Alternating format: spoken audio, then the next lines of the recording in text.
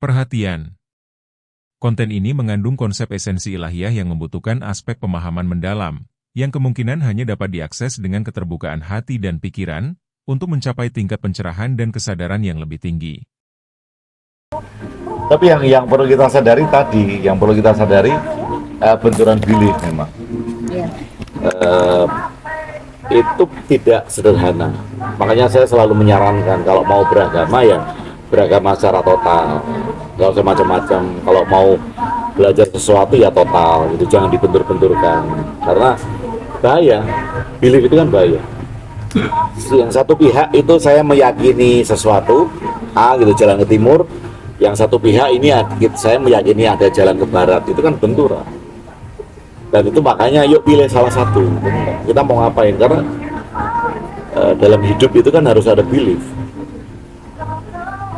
Nah kalau kita sadar misalnya, oh belief lama saya usang gitu, ya udah hancurin, kita bikin belief baru.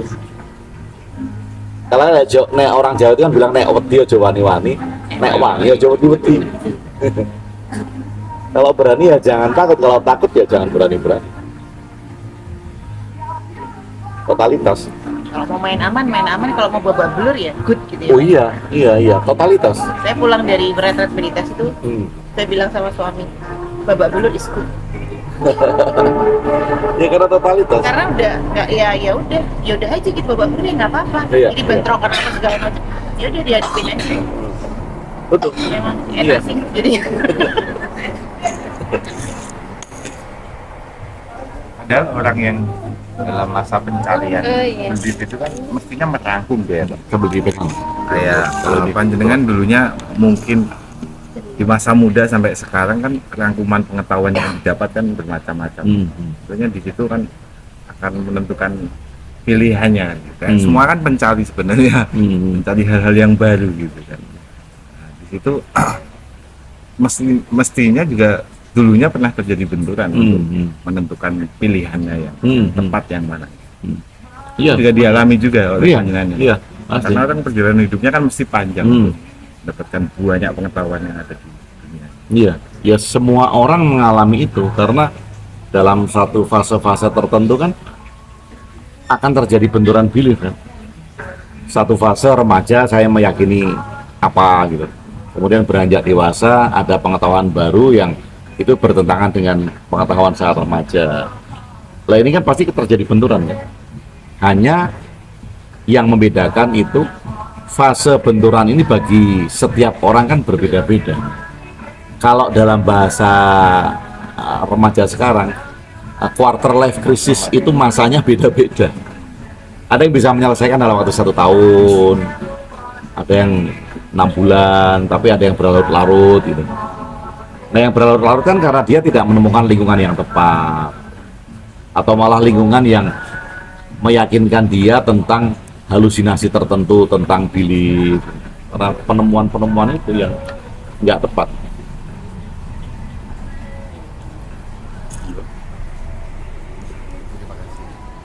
Nah dulu kalau masa remaja, masa SMA gitu kan, istri saya itu adik kelas saya, Ima itu adik kelas saya. Dulu saya pernah jadi anak band gitu kan, saya gitar, ini vokalisnya. Kita juara kabupaten. Musuhnya nggak ada. Karena pesertanya nggak ada. Cuma satu. Kita pernah ikut festival. Baik. Ya vokalis ceweknya cuma saya. Banyak. Diborong dong juaranya. Hati-hati. Kita semuanya punya fase kan, fase itu. Benar. Dan setiap fase itu kan bukan tentang benar dan salah. Ya. Apapun yang kita lakukan dalam fase itu kan bukan tentang benar dan salah. Karena satu pengalaman akan membawa ke pengalaman berikutnya. Nah, Mas, kalau saya boleh cerita nih, titik balik saya menghancurkan belief yang lama sampai yang baru itu adalah ketika ada banyak pertanyaan nih di saya nih, Mas. Misalnya satu, adakah keselamatan misalnya di luar Islam? Kan saya tanyakan itu ke ustadz gitu kan. Dan mereka selalu jawab enggak, Islam yang paling benar, Islam yang paling. Nah, itu tuh mulai ada di sini tuh nggak setuju. Ada yang nggak bener nih gitu loh. Masa sih gila lo Tuhan, lo misalnya ada 7 miliar manusia di muka bumi ini, terus cuma 2 miliar yang Islam, yang beragama Islam, terus yang 5 miliar lo ini apa lo sia-sia lo semua masuk neraka gitu kan. Pokoknya mulai yang gitu-gitu. Terus udah gitu juga gini. Yang aneh tuh buat saya juga adalah kenapa kentut membatalkan wudhu gitu kan. Ya kan, kentut membatalkan wudhu. Nggak make sense banget dong gitu kan.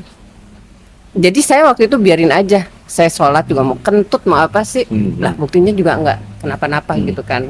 Nah, dari hal-hal seperti itu tuh Mas. Terus ini juga ketika ngikutin ceramah misalnya waktu itu kalau nggak salah siapa itu biarawati Mas yang masuk Islam tuh Irene Handono gitu kan. Itu tuh mulai gini, kenapa dia kok menanamkan kebencian ya atas agama sebelumnya. Jadi kita tuh kayaknya kalau orang-orang yang istilahnya benar-benar mainstream nih Mas, keluar dari situ emang akan menjadi membenci orang Kristen gitu loh. Jadi kalau saya tuh dapat mulai ini pencarian kan.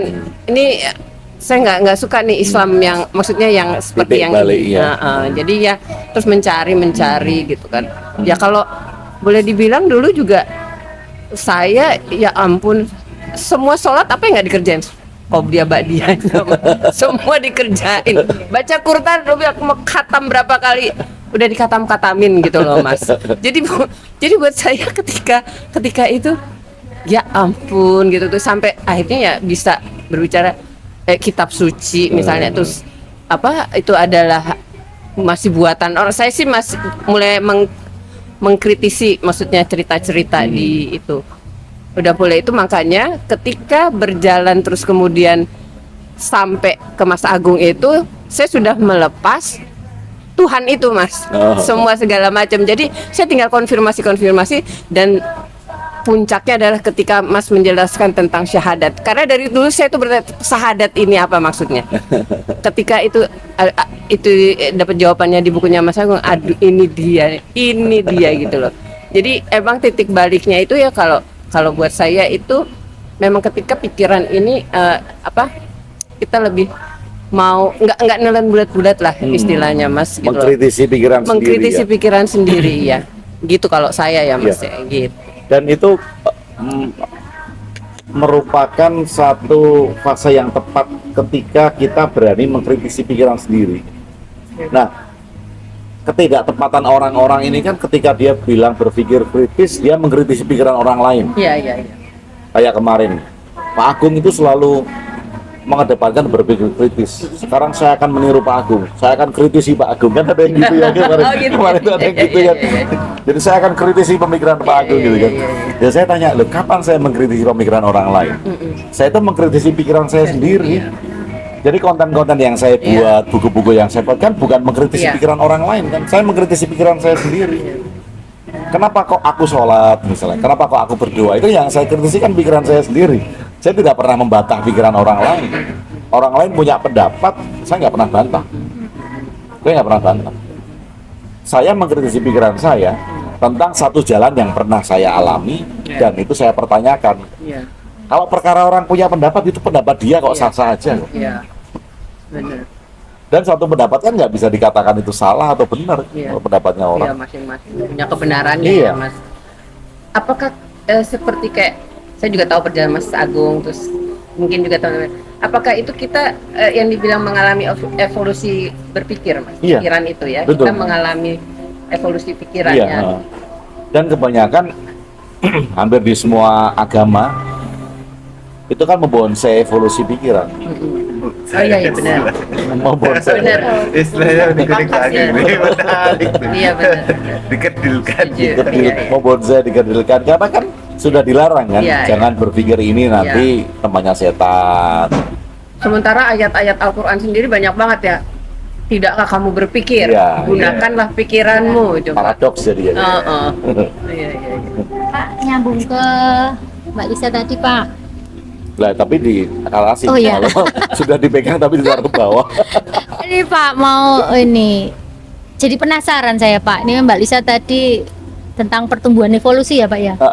Itu kenapa masing-masing orang punya kecenderungan untuk kepikiran mengkritisi pikirannya sendiri itu tiap orang kok tidak sama itu dari mana kok bisa muncul seperti itu? Apakah memang ada orang yang bilang itu karena jiwa tua atau gimana itu Pak? Menurut saya masih Iya, old soul ya. nah ini Pak aku Kiranya masih bayi gitu. Ini masih bayi. Iya. Masih lucu. Nah, ini yang mesti kita lihat bahwa pada saat pembentukan janin kapasitas otak itu kan berkembangnya berbeda-beda. Nah, hal itu yang sampai sekarang juga tidak diketahui mengapa kok kapasitas otak itu bisa berbeda-beda.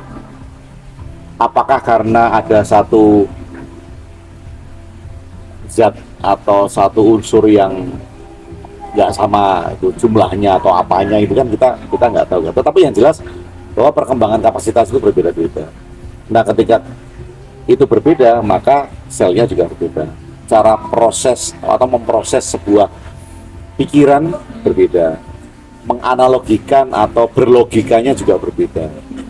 Maka karena itu berbeda-beda, ada orang yang cepat paham tentang kehidupan, ada yang mikirnya lama, ada orang yang dikasih tahu sedikit saja ngerti. Itu kan karena proses berpikir kan?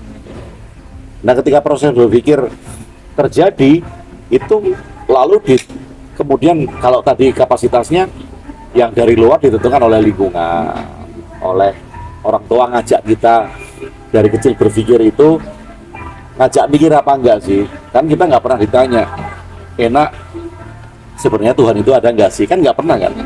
Orang tua selalu menanamkan Tuhan itu namanya ini, sudah ada ini. Atau saat anak-anak bahkan sampai dewasa pun kan kita nggak pernah ditanya, kamu sekarang mau milih agama apa? Kan nggak pernah. Sudah dipilihkan agama. Kita nggak pernah diberi kebebasan itu. Nah, itu kan menyebabkan masing-masing orang tumbuh dengan kapasitas berpikirnya sendiri. Lalu ada orang yang mengatakan kalau dia yang gampang paham tentang kehidupan itu jiwa tua, old soul. sebenarnya nggak ada ya Pak. Padahal nggak ada ya kan itu pengaruh dari cara berpikir. Nyambung ke terkait pertanyaan. Saya mendengar istilah bonsai atau dikedilkan jadi nyambung. Bu tadi yang sana bertanya tentang apa? Sahadat. Mohon diulas lagi tentang sahadat. Saya jadi berpikir bahwa jangan-jangan sahadat itu juga proses untuk orang dibonsai atau dikedilkan. Sebelumnya Pak, saya minta penjelasan sahadat yang lebih gamblang lagi. Ya, Jangan sahadat dari setiap agama tentunya punya sahadat sendiri-sendiri kan. Jangan-jangan sahadat itu untuk membonsai orang. Kedilkan orang supaya nggak tumbuh menjadi yang lebih besar gitu. Atau dia nggak terbuka pikirannya, nggak bisa menerima hal-hal di luar agamanya dia gitu, menjadi fanatik yang sempit gitu. Terima kasih. akhirnya menjadi seperti itu ya sekarang. Akhirnya menjadi sahadat itu menjadi semacam inisiasi, baiat lah. Kalau kamu mau masuk kelompokku syaratnya ini kan baiat. Supaya apa? Supaya dia nggak keluar dari kelompoknya. Sekarang seperti itu, tapi pada awalnya kan enggak. Kalau kita melihat bahwa ini karena kita bahas adat, maka kita bahas dari satu tradisi agama gitu kan. Dulu saya sering ngulas itu, bahkan beberapa ayat-ayat itu masih saya ulas sih, Al-Fatihah apa, Anas apa, kemudian Al-Hajj itu apa, kemudian beberapa ayat-ayat saya sering ngulas itu di tulisan-tulisan awal saya. Tapi kemudian akhirnya saya tidak menyentuh itu lagi karena itu milik satu tradisi agama supaya nggak ada konflik. Tetapi menariknya gini, bahwa ketika ada lafaz aku bersaksi bahwa tidak ada Tuhan selain asyhadu alla ilaha illallah, yang jadi konflik kita adalah pengertian asyhadu alla ilaha illallah. Mengapa translate bahasa Indonesianya menjadi tidak ada Tuhan selain Allah? Ini kan menjadi sempit karena itu tafsirnya depak. terjemahan Departemen Agama yang kalau menurut kosakatanya seharusnya kan kalau dalam bahasa Inggris itu lebih lebih clear lagi. Sekali-kali baca Quran terjemahan Inggris itu. There is no God, only one God. Jadi yang dipakai suku kata itu sama God. Jadi tidak ada Tuhan selain Tuhan. Jadi jangan diganti. Kalau diganti kita menjadi manipulatif. Manipulatifnya itu tidak ada Tuhan kecuali Allah. Jadi Allah itu satu-satunya Tuhan yang disebut Allah itu kan. Kalau kita mengartikan dengan clear tidak ada Tuhan selain Tuhan, maka kita akan mendapat esensinya bahwa Tuhan itu nggak ada. Nah, tinggal Mind blowing. Tidak ada Tuhan. Oke. Artinya step pertama kita harus la ilaha. Stepnya. Jadi stepnya itu bukan yakin Tuhan ada, bukan, tapi la ilaha. Kita harus mengosongkan semuanya, kita harus menghancurkan semuanya, kita harus menghilangkan Tuhan yang diberikan orang tua, yang diberikan buku, yang diberikan guru. Kita hilangkan dulu itu, la ilaha. Tidak ada Tuhan selain Tuhan. Tuhan di sini adalah Tuhan yang original kita pahami, bukan pemberian siapa-siapa.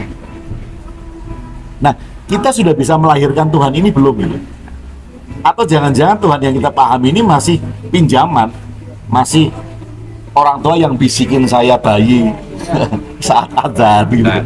Itu kan pinjaman. Katanya guru saya, katanya kitab suci, katanya ini kan bukan pengalaman saya dan saya tidak membuat Tuhan sepemahaman saya. Makanya kalau di dalam besok udah di artikel 11 itu seru. Artinya sebelum sahadat itu kan menyaksikan la ilaha illallahnya terakhir ini kan, dan ini kan bukan pinjaman. Nah, kita bisa punya ini kalau kita bisa meruntuhkan yang awal. Kalau ini nggak diruntuhkan, kita masih minjam terus. Makanya kalau di dalam bahasa saya itu ada mind, ada no mind, ada creative mind. Kita punya Tuhan pinjaman, runtuhkan Tuhan pinjaman, lahirkan Tuhan original kita gitu. Kalau dalam bukunya Bapak yang bukunya Bapak yang di EJ ketiga itu malah lebih detail, gamblang kita memahami. Tiada Tuhan selain, kalau Bapak memakai kata sang sumber ya Pak itu Pak. Dengan memahami sang sumber yang dijelaskan Bapak melalui buku itu, kita malah lebih mudah memahami syahadat tadi. Tiada Tuhan selain sang sumber itu sendiri, sang sumber yang merupakan original, yang pemahaman kita yang baru. Dan gini, kalau kita memahami ada sumber ya, tapi jangan diartikan bahwa sumber itu adalah individu yang memberikan kepada kita. Sumber ini kan keutuhan, keutuhan tentang hidup. Kan kita nggak bisa hidup sendiri ya. Kita butuh oksigen, kita butuh mineral, kita butuh teman untuk sosialisasi, kita butuh bahan bangunan untuk bangun rumah. Ini kan keutuhan.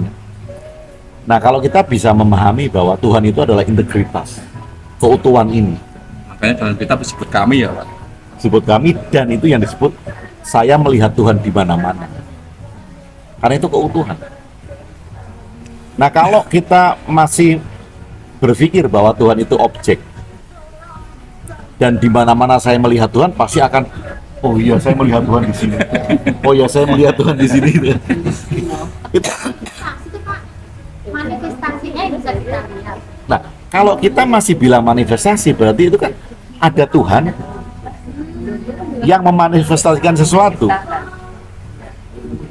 Tapi kalau Tuhan ini kita pahami sebagai keutuhan, di mana kita tidak bisa lepas darinya, dari keutuhan ini kita nggak bisa lepas loh. Itu bahasanya kemudian dikatakan meliputi segala sesuatu, karena kita nggak bisa lepas dari integritas.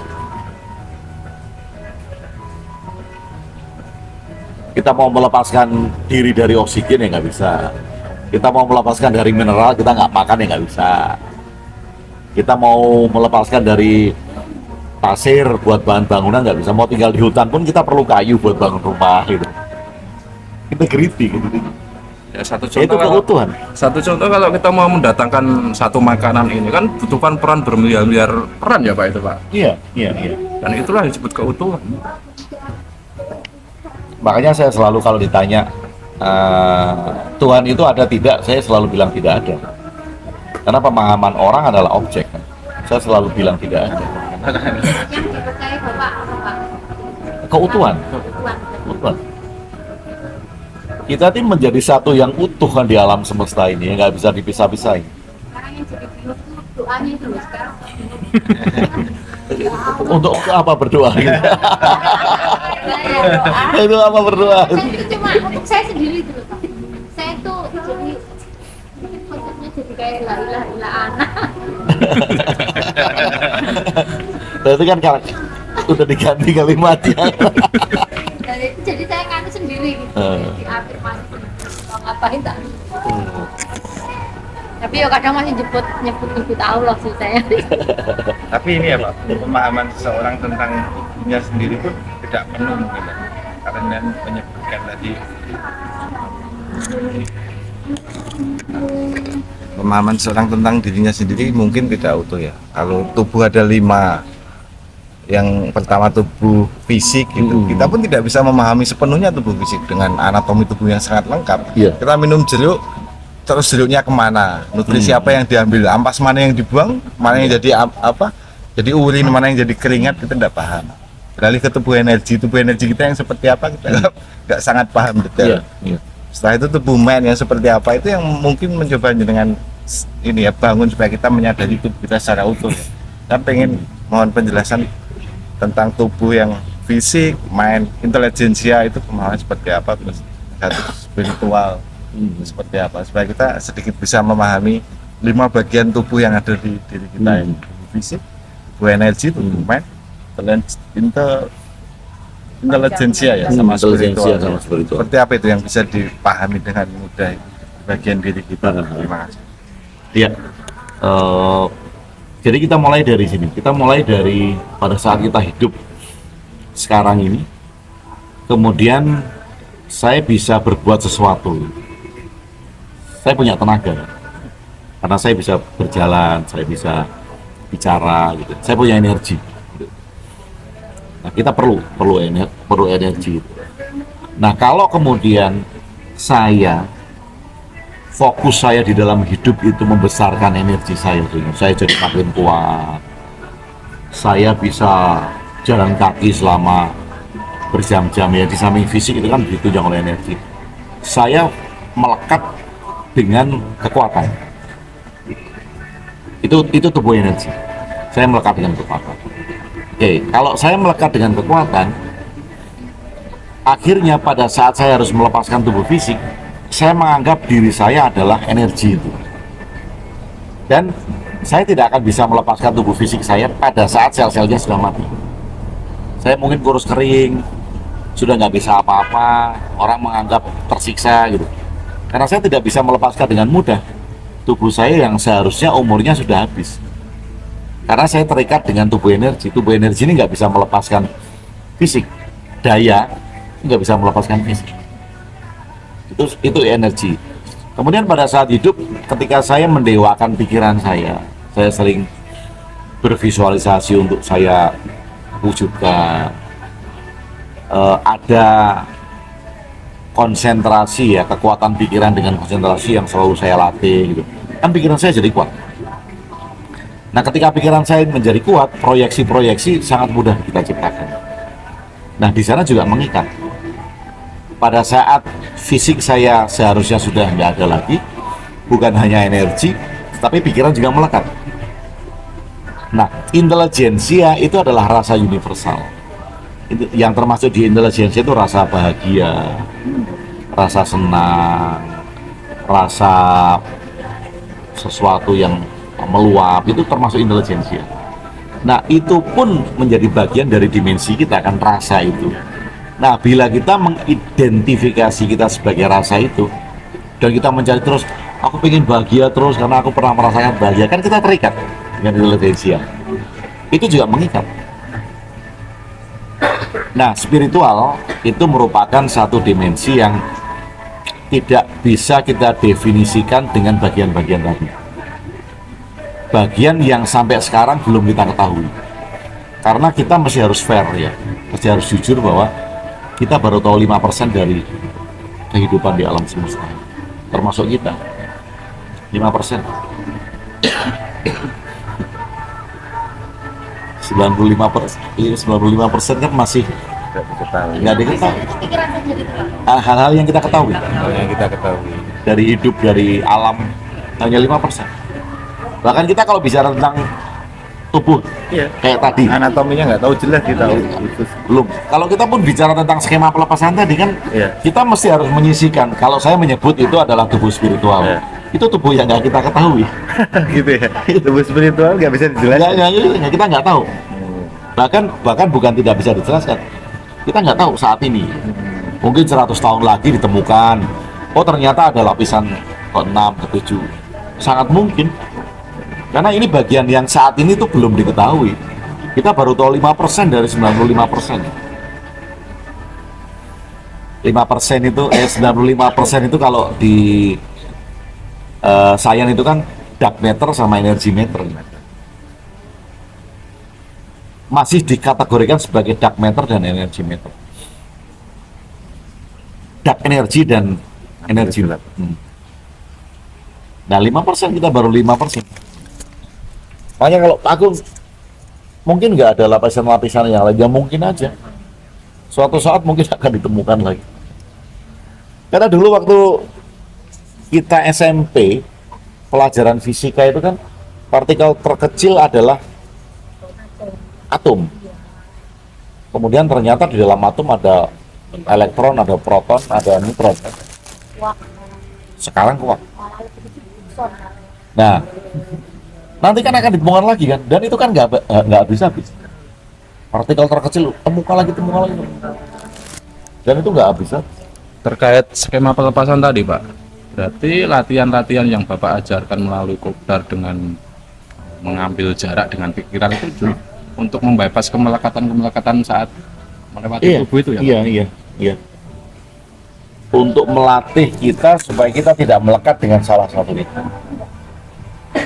Jadi bukan berarti itu adalah sebuah alam yang akan kita tuju setelah kematian, kan banyak yang salah paham di sana kan. Oh setelah saya mati di dunia fisik saya akan masuk di dunia energi gitu. Setelah mati di dunia energi saya akan masuk di dunia mind gitu, di dimensi ya. Setelah mati di dunia mind saya akan melanjutkan ke dimensi intelijensia gitu. Enggak seperti itu. Ini terkait dengan bagian-bagian kita saat ini supaya kita tidak melekat dengan itu. Kira kayak di SHD itu kan ada tangga-tangga itu Mbak. Itu kamu sudah di level ini alam jiwa, ya gitu. Kira kayak gitu Inilah cukup merah. Mas, pas sebelum saya ketemu buku-buku Mas tuh ya, saya beranggapan Tuhan itu adalah energi. Itu saya refleksikan dengan surat Qul Huwallahu Ahad ya, surat Al-Ikhlas ya, yang kan dibilang Qul Huwallahu Ahad 1, tidak beranak, tidak diperanakan, tidak berawal, pokoknya tidak berawal. Kan kalau dipikir-pikir energi seperti itu tuh ya Mas ya. Ya dia tidak berawal, dia emang udah ada terus ya kan. Dia tidak akan hilang ya kan. Jadi di alfa, di beta yang gitu-gitu kan ya Mas. Saya cuma nanya itu hasil refleksi saya sih Mas ya gitu loh. Mungkin nanti saya minta Mas Agung nanggepin juga. Nah terus satu lagi saya ingin cerita gini, kan saya pernah saya pernah cerita ke Mas Agung nggak, ketika saya memilih pindah ke Jogja itu ya Mas.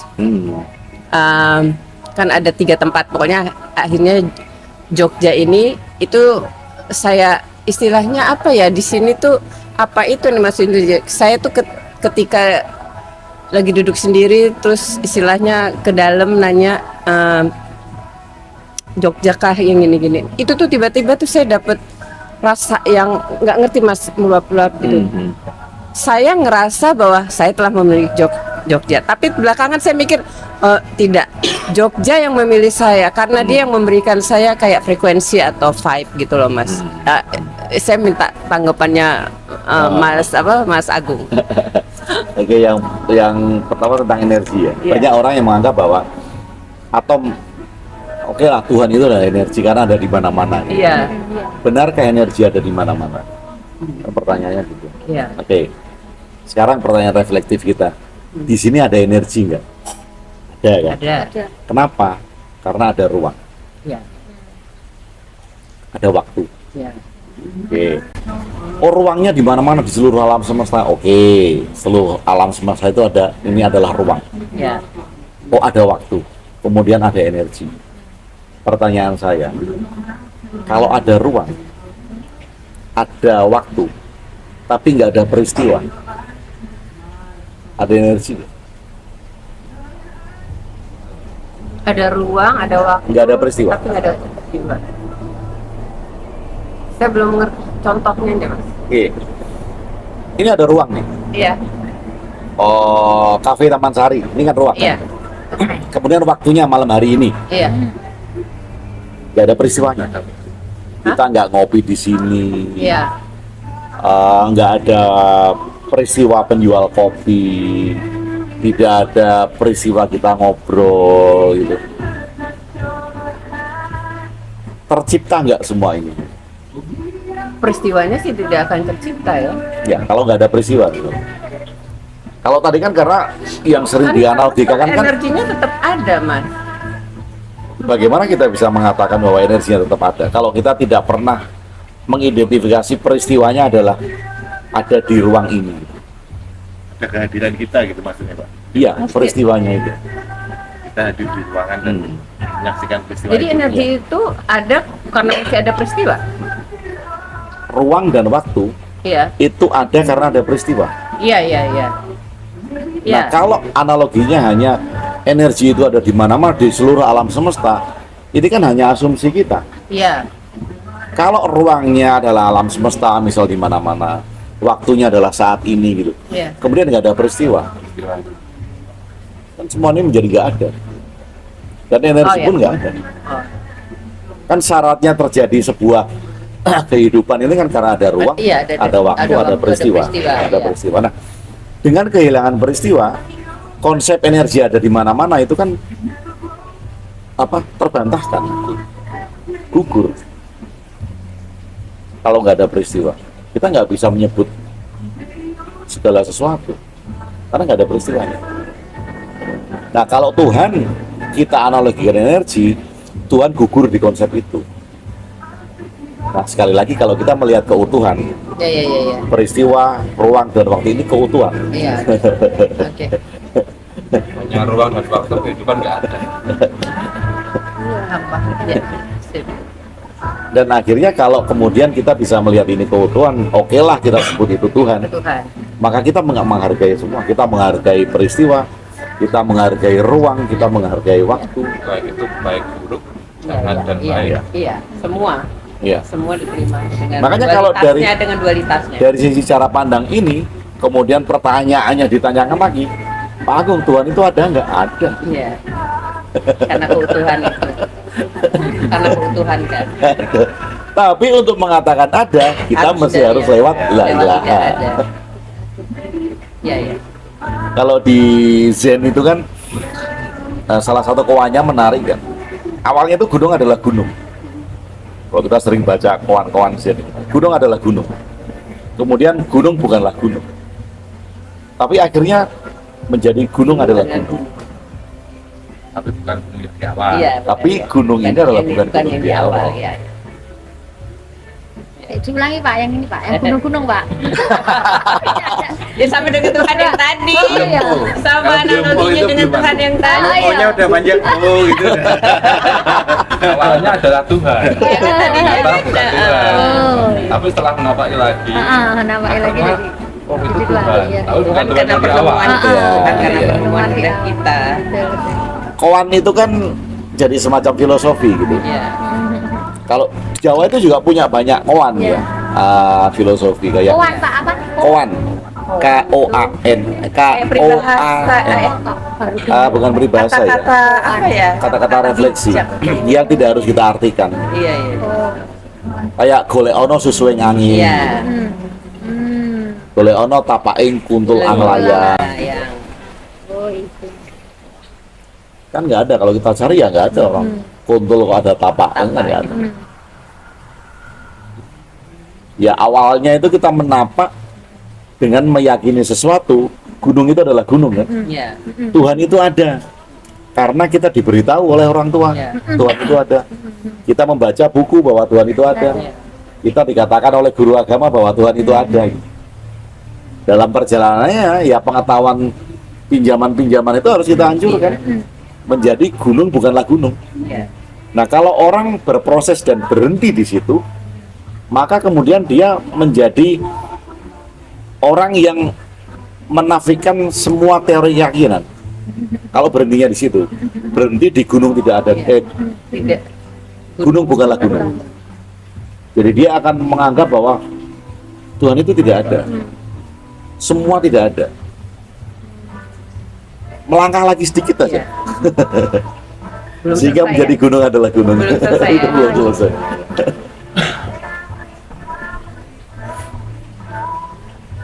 Nah kalau di video-videonya Ngaji Roso itu kan karena saya mengawali dari orang sudah meyakini gunung adalah gunung, jadi saya bawa dulu ke gunung bukanlah gunung.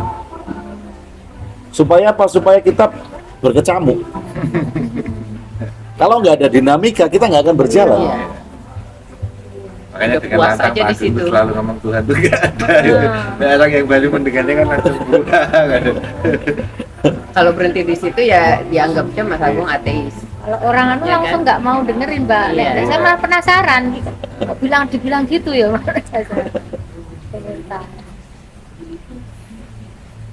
Kalau kuahnya Mbak Gatot yang pernah disampaikan itu Pak, saking gede ini ngebai jagat itu, cilik nganti orang kata. Ya, sing ono kuwi dudu, Iya. sing ora Saking ono kecilnya kuwi. sampai nggak kelihatan, dan Iya. besarnya memenuhi semuanya. Iya.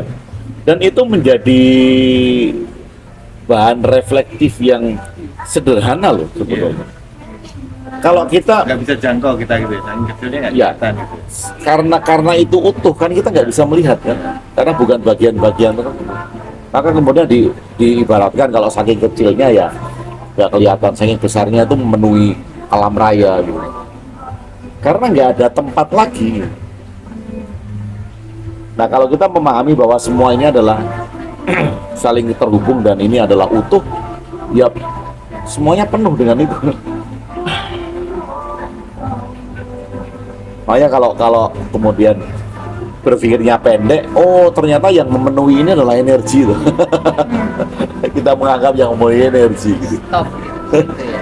Karena pertanyaannya kan kita balik, yang memenuhi ini adalah energi atau peristiwa gitu. Iya. Pak mau tanya Pak, bolehkah kita bertanya Pak? Malah harus. Gitu.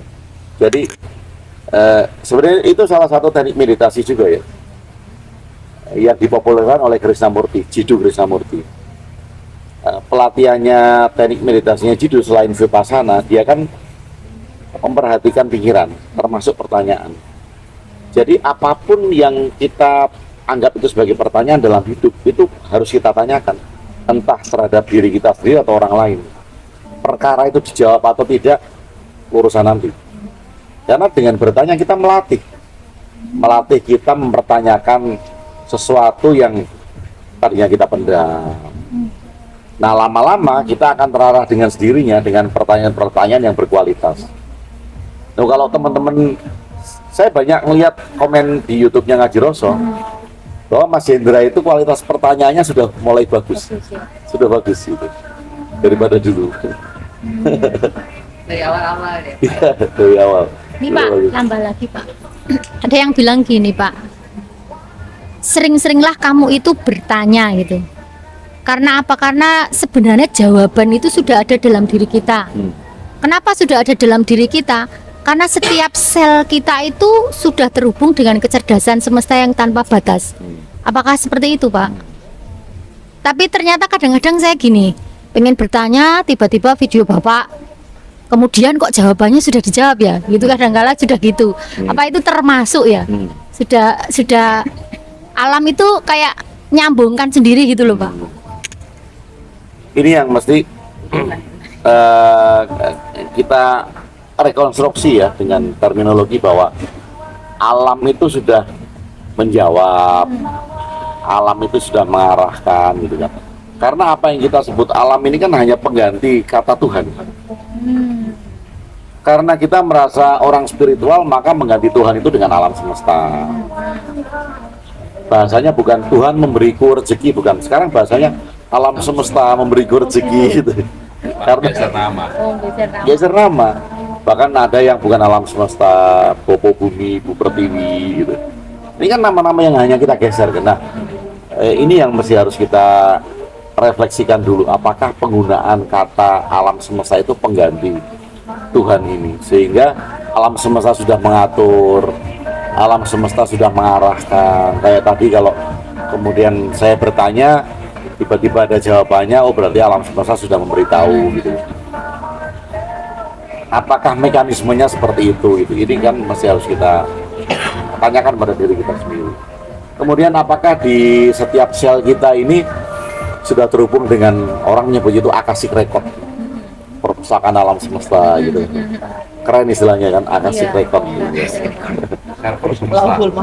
Lauhul mahfuz, akashic record gitu kan. Apakah memang seperti itu? Tapi kalau kemudian kita belajar bahwa semua peristiwa itu merupakan pengetahuan kita untuk menapak di dalam peristiwa yang lain. Jadi kalau kita melihat seperti itu, setiap jawaban itu sudah ada dalam diri kita. Kenapa?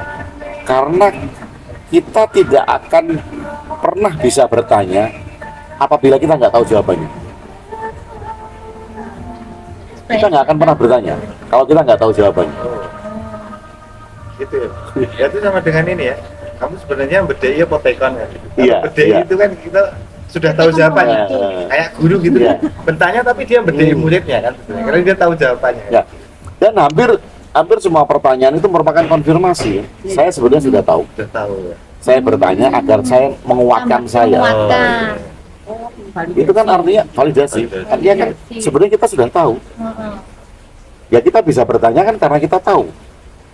Hanya saja kemudian karena tidak ada yang validasi itu, belum bisa konfirmasi, jadi saya takut mengatakan jawaban yang sudah ada tahu. Karena nggak tenang gitu ya Pak, pikirannya kemerungsung, jadi kayak sebenarnya jawabannya itu ada, iya, tapi ketutup karena ini nggak berani, ego kita nggak berani mengkonfirmasi diri sendiri.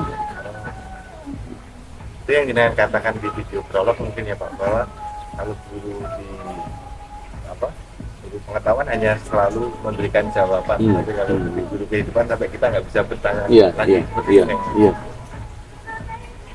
Kalau di cerita itu kan saya membedakan antara bahasanya ya, antara guru dengan master. Guru itu memberikan pengetahuan. Kita pengen tahu apa aja ya diberikan oleh guru karena pengetahuan yang kita cari. Tapi kalau master ini kan menghilangkan pertanyaan. Sehingga yang terjadi kalau di dalam bahasa kerennya itu from question to question. Jadi yang tadinya kita banyak pertanyaan menjadi perjalanan. Kalau kita berhenti di pertanyaan kan kita nggak berjalan-jalan kayak kaki seribu. Tapi from question to quest, dari pertanyaan menjadi perjalanan. Nah yang menjadi esensi itu kan bukan kita memuaskan jawaban karena pengetahuan, kan itu bukan esensi kan? Yang menjadi esensi itu kan pertanyaan kita hilang sehingga kita mulai berjalan.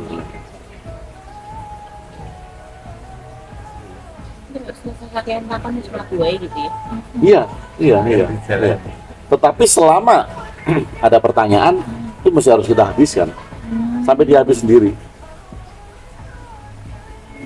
Jadi ada cerita yang menarik. Ada seorang cendekiawan ya, atau ilmuwan yang suka bertanya kan, datang ke seorang guru. Guru, aku punya pertanyaan yang ingin kamu jawab. Nah, gurunya ini, kamu boleh bertanya, tapi dengan syarat tertentu. Syaratnya apa?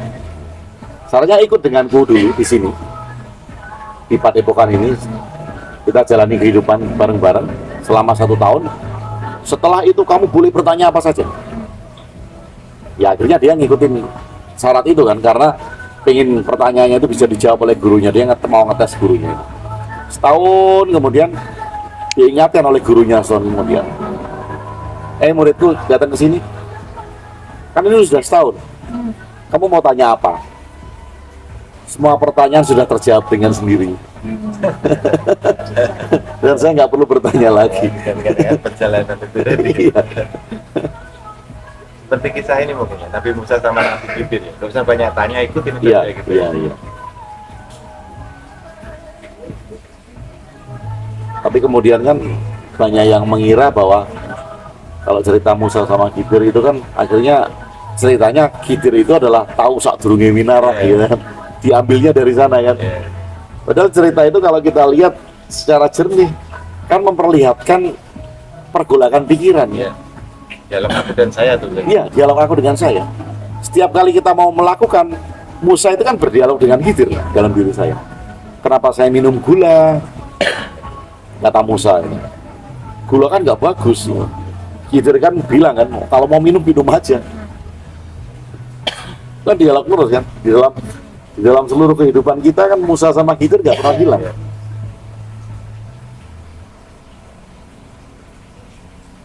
Dialog aku dan saya, iya. Dialog aku dan saya. Berarti lebih baik mana Pak? Ini tadi. Ini saya masih Deketin. ini. Sabar. Sebaiknya itu hidup itu jalani saja tanpa nggak usah banyak pertanyaan. Yang penting jalani. Atau pertanyakan lalu dijalani. Gitu. Kalau kita pertanyakan kemudian dijalani, kita akan ragu. Karena setiap kali kita melangkah akan ada pertanyaan baru. Misalnya saya mau buka usaha gitu, minuman jus gitu. Bagus juga, misal dijawab bagus gitu, oke jalan gitu. Modal sudah terkumpul kan. Pertanyaan selanjutnya gimana pemasarannya? Dijawab lagi, sudah ada pemasarannya. Terus mau jualnya di mana? Nah ini kalau berlanjut terus kita tanya, ini kapan mau mulainya jualan jus? Berarti nekat jalani nggak usah berpikir. Bukan nekat ya, bukan nekat ya. Kalau nekat ini kan gambling. Tanpa Ya. Gambling ini kita bertaruh kan, berjudi kan dengan. Nekat juga enggak juga.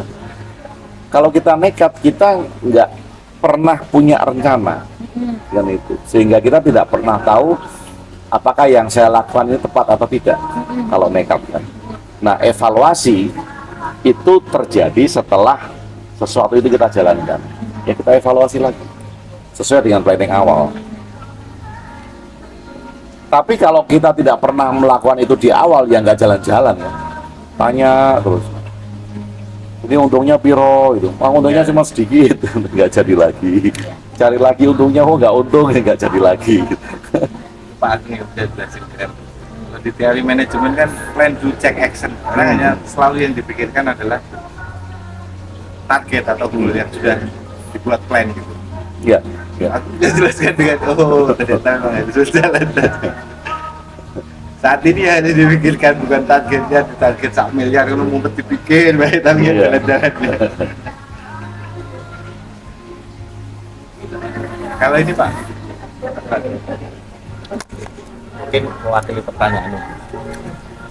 Anak saya yang masih kecil, usianya 6 tahun, dia TK.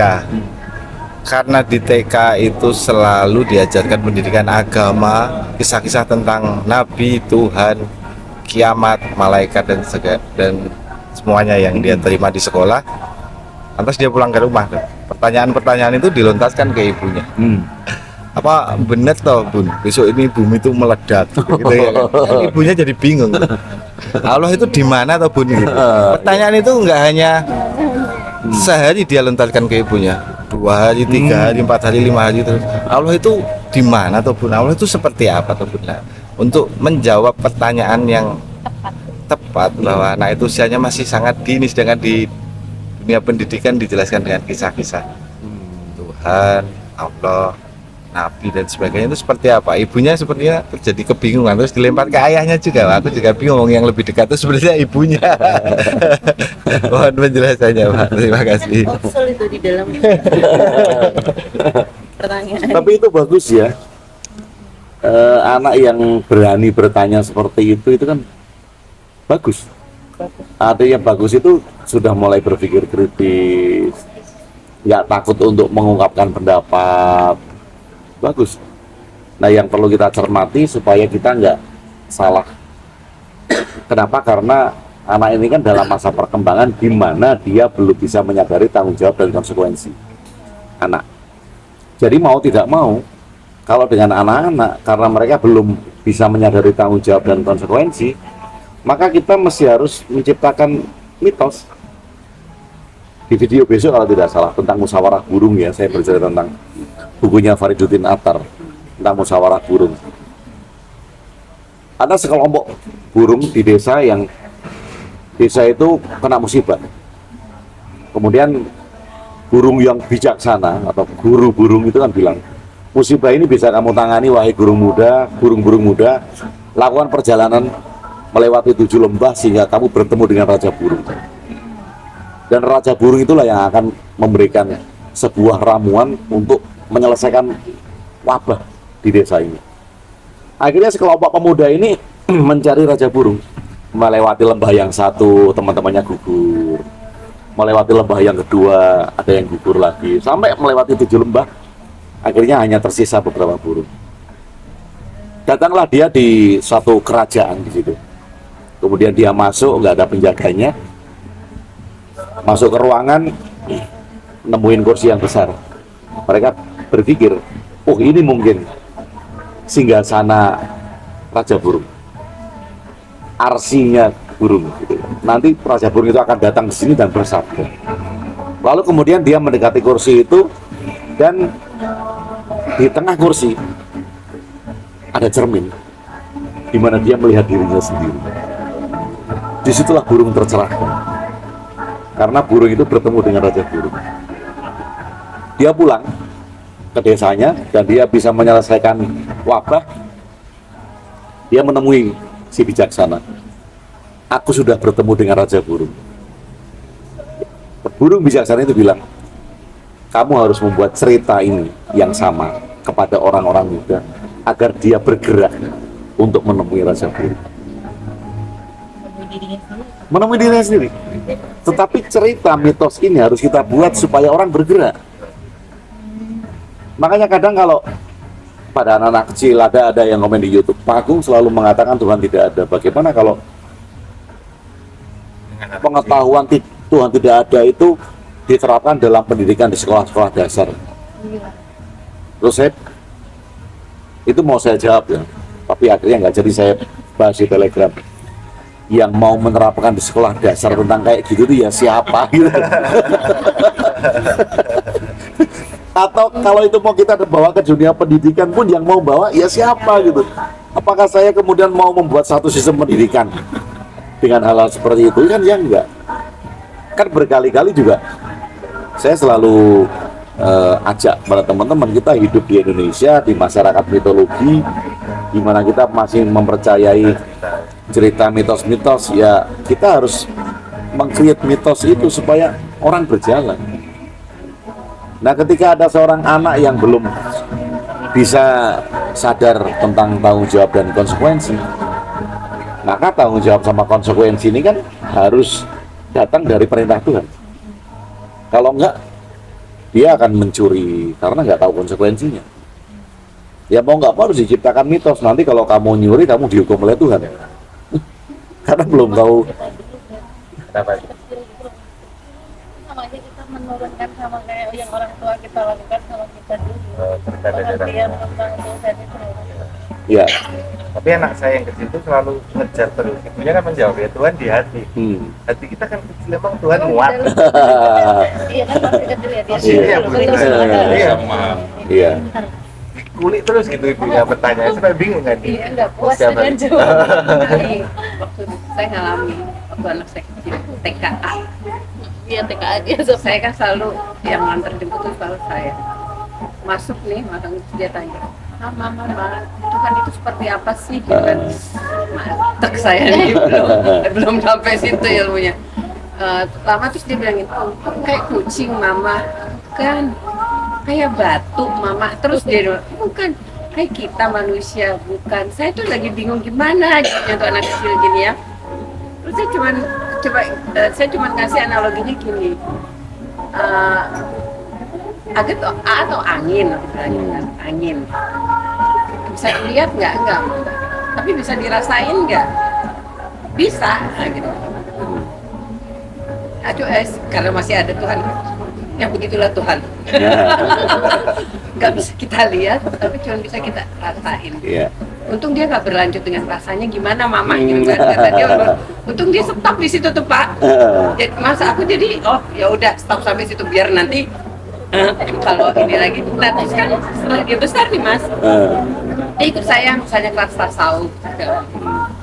Terus setelah dia jadi Tuhan tuh semua ya Tuhan, ya batu, ya kucing, ya manusia, ya iya. Gali lagi. Iya. Tapi memang pada saat itu kita bener loh Mas bingung. Karena Mau jawab apa? Mau jawab apa? Karena kita sendiri belum tahu kan. Iya. Nggak ada, belum dapet ilmunya lah waktu itu Iya. kan masih muda. Jadi sebetulnya kan anak kecil itu kan punya bayangan Iya. tersendiri kan tentang Tuhan. Iya. Dan ketika kita memberikan satu deskripsi kita, misalnya Tuhan itu bukan gunung kayak lagu kan, Tuhan bukan gunung, Tuhan juga bukan laut, gitu kan. Nah kita kan memaksakan pada mereka. Sebetulnya ada satu ini teknik coaching ya, namanya solution brief consulting. Itu ketika orang bertanya, kita mengarahkan pertanyaan itu atas jawaban dia sendiri. Misalnya gini, Pak, Tuhan itu seperti apa sih? Loh, kalau menurut adik Tuhan itu seperti apa coba? Oh Tuhan itu besar Pak. Oh iya. Karena pemahaman seperti itu kan. Nanti dia akan berkembang lagi kan. Pak, Tuhan itu ternyata nggak besar. Loh kalau nggak besar menurut adik seperti apa? Tuhan ada dalam diriku Pak. Oh iya kayak gitu. Jadi Jawabannya untuk dia melatih anak itu. Iya. ajukan pertanyaan biar dia ya. Betul, iya. Kasih cermin. Ya, itu kan Soalnya masih ada cucu nih Mas. Jadi nanti kalau Iya. biasa kan nanti biasa tuh anak-anak lagi tanya sama Eyang Ti aja gitu kan biasanya. Ini kan di salah satu teknik coaching kan itu namanya kan solution brief Iya, consulting. iya. Dimana ketika orang punya masalah, sebenarnya kan dia sudah tahu jawabannya. Iya. Jadi kita hanya menggali dengan pertanyaan lanjutan agar dia mengarah kepada jawaban dalam diri. Iya. Berarti sesuai perkembangan dia sendiri. Oh iya, dia pernah dia sendiri. Kalau dia menganggap tuanya kayak kelinci gitu, ya kelinci. Karena dia- Itu maksudnya dia kok. Mengenal pertama kali kata Tuhan masuk ke telinganya itulah yang membuat dia jadi bingung. Ini apa yang dimaksud gitu ya? Iya. Kalau nggak ada informasi kata Tuhan, Kan sekolah itu loh. iya kan? Iya. Dia kan juga sekolah akan pasti. menerima konsepnya. Iya. Dia akan Iya, menjalani konsep hidupnya itu begitu kan saja. dapat dari Iya betul. sekolah. Terlalu dini ya. Iya. Terlalu dini. Untuk anak SD, apalagi TK, itu terlalu dini. Cerita-cerita itu sudah disampaikan oleh Mestinya pelajaran agamanya itu di TK, Oh. SD itu diperkerti aja ya Mas Iya. ya. Nah, mereka Nanti dunianya masih main-main. Iya. Ya. Mending Main-main. diajarin buang sampah yang Ya, benar. kalau dia sudah bisa mulai berpikir logis, Iya, bolehlah baru. ada banyak cerita tentang Iya. sejarah dari Iya. tradisi ini, Iya, tradisi iya, ini, supaya dia bisa milih sendiri. Iya, benar. Gitu. Berat kalau TK sudah lebih ada apa? pelajaran. Iya. iya kan? Jadi orang tuanya ngelatih ya berat juga. Iya. Karena belum lebih akhlak belum aja. dunianya. Belum dunianya. Oke. Mau menjelaskan Orang-orang lebih tuanya jangan yang tanya Tuhan bingung. pakai bahasa apa nih? Panjang betul.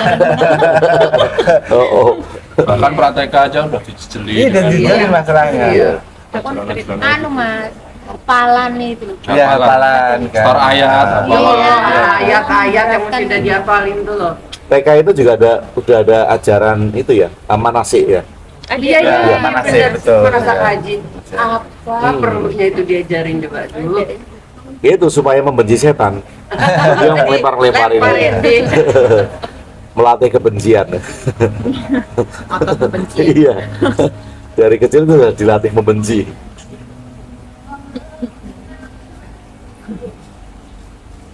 Ini anak laki-laki TK sama SD bertanya tentang itu aja. Lagi nonton TV tanya itu lagi. Iya. Makan tanya itu lagi. Tapi memang anak-anak yang baru ini lebih Beda. 2000-an ke bawah ini Lebih kritis. lebih beda. Dan jangan kita hentikan. Iya. Kalau orang-orang tua yang kolot kan pasti nggak usah tanya macam-macam Iya, kan betul. gitu kan. Kemudian yang kakak itu Yang dia beranggapan tentang Tuhan adalah unsur itu. Maksudnya kita mengarahkannya dia dengan pola pikirnya yang begitu. Udah mulai nalar biasanya. Iya. Nah ini kan dia bisa berpikir Tuhan itu unsur kan kita bisa gali. Oh, unsur seperti apa sih? Siapa yang dia maksud? Unsur itu bisa membentuk apa gitu. Kalau di dalam pelajaran-pelajaran kimia dasar pasti dia akan bisa menjawab. Tuh. Ternyata dengan anak bertanya seperti itu membuat orang tuanya juga belajar. Oh, iya, Seperti iya. panjenengan Iya. selalu ditodong pertanyaan dan bilang tadi siap bombardir pertanyaan dari banyak orang di pagi. Nah, saya juga belajar dengan pertanyaan itu. Iya, Memang iya. begitu ya Pak? Iya. Dengan kehidupan sehari-hari Betul. anak yang bertanya aneh-aneh gitu. Kita juga Iya, harus kita juga harus belajar untuk Itu jadi konten. jadi konten. untuk bisa beradaptasi dengan anak. Kayak tadi kan ya kita diskusi tentang bahasa anak-anak milenial yang bagi saya itu gak sopan. Iya jerit, jir, Oh, gitu iya. kan. Bagi saya itu kan gak sopan ya. Tapi bagi mereka dengan kalangan mereka itu baik-baik saja kan. Karena mereka mengatakan itu kan pada teman-teman akrab kan. Kalau orang yang nggak kenal kan mereka nggak katakan itu. Dan mungkin karena kita yang nggak ngikutin perkembangan mereka kan, sehingga kita mau ngomong jir gimana ini kan nggak enak banget, nggak enak banget. Lah kalau saya udah akrab sama Mas Alfi kan diminum jir. Betul. Bahkan di tempat saya itu di kampung, kalau belum dipisoi masih marah itu berarti belum konco. Iya. Dulu SMP itu kan gitu kan. Keren gitu ya Pak ya. SMP temen akrab datang itu kan malah diasu-asu Iya kan. Su, Heeh. udah ngopi belum Su? Jangan tau ya. Si urip tau gitu. Itu berarti akrab bener Iya, ya. kenapa? Sekarang kan tersinggung. Bisa parameter kedekatan tuh. Iya, Iya. heeh, udah akrab kan kalau gitu. Padahal kan sebenarnya kan lebih akrab ke keluarga daripada ke teman kan. Harusnya itu juga bisa diterapkan juga ke keluarga kan. Gitu. Ya bisa sama ibunya bisa gitu. Sama bapaknya, jerit. Iya Mbak Lisa. Mas Agung, aku mau pamit dulu ya. Nah, Terima kasih banget untuk waktunya, untuk sharing-nya loh. Mbak Lisa besok. Iya. Ini kan saya mau bikin PR dulu lagi. Oh iya, PR video. Belum